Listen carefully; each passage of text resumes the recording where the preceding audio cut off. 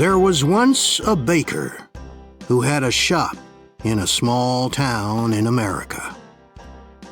This baker was not a very kind man.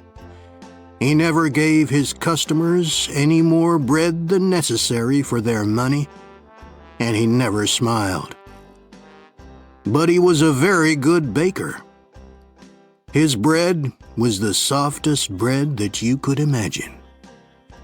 Sometimes, customers paid for their bread and started eating it there in the shop. And his cakes, his cakes were really delicious. People came to his shop from all over town. When they walked down the street, they smelled the baker's wonderful bread and his delicious cakes, and they walked right into his shop. But not everyone came inside. Some people just stood outside the shop smelling and looking in through the windows. The baker didn't like this. Their stomachs are full of the smell of my bread. I'm giving them a free lunch, and I get nothing for my hard work, he said to himself. Perhaps there's some way to put those delicious smells in bottles. Then I can sell them, just like I sell my bread. One winter morning, very early, the baker was in his shop, making bread. He wasn't singing happily while he worked. He was complaining to himself about getting up early, about the cold weather, and about anything that came into his head. In the middle of all this, he looked up and saw someone looking in through the window. It was a young man wearing an old coat. He was looking at the baker's bread, and he was hungry. He was smelling the fresh bread and smiling. When the baker saw him, he felt very angry. That thief outside my shop has a stomach full of the smell of my bread. It's a free breakfast. I get nothing for my hard work, while he steals my smells. The man didn't move. He just stood there, closed his eyes, and smelt the fresh bread happily. The baker was really angry now. He walked across the shop, opened the door, and shouted at the man, "Pay me!" Pay you for what? asked the young man in great surprise. For the smells that you've stolen, replied the baker. But I've stolen nothing. I'm only smelling the air. Air is free, said the hungry young man. It's not free when it's full of the smells from my shop, replied the baker. Pay me now, or I'll call the police. When the young man didn't pay, the baker took him by the coat and pulled him through the snow to the judge's house. He knocked on the door. After a long time, the judge opened the door in his nightclothes.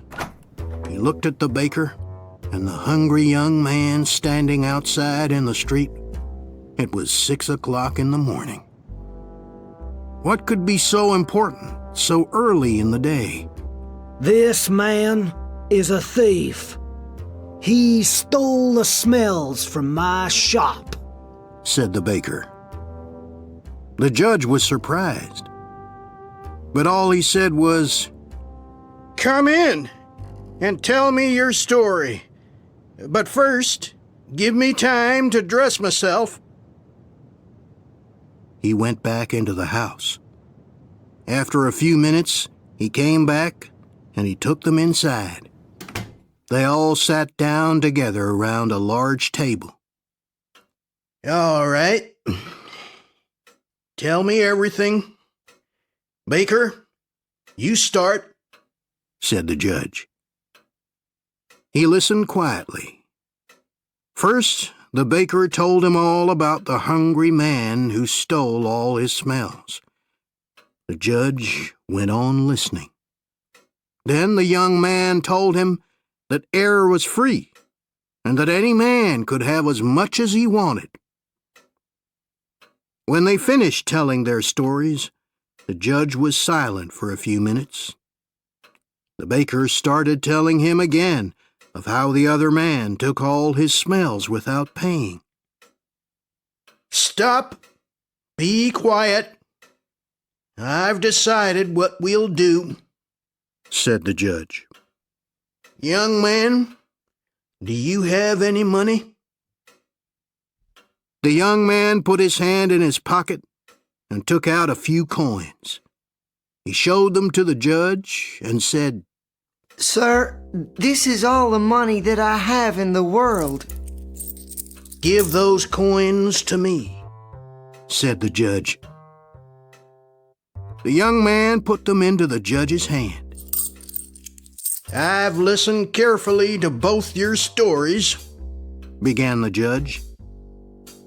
"It's true that the smells were coming out of the baker's shop, and these smells belonged to the baker. And it's also true that this young man took those smells without paying for them. And so I say that the young man has to pay the baker for the smells that he took." The baker smiled, perhaps for the very first time in his life.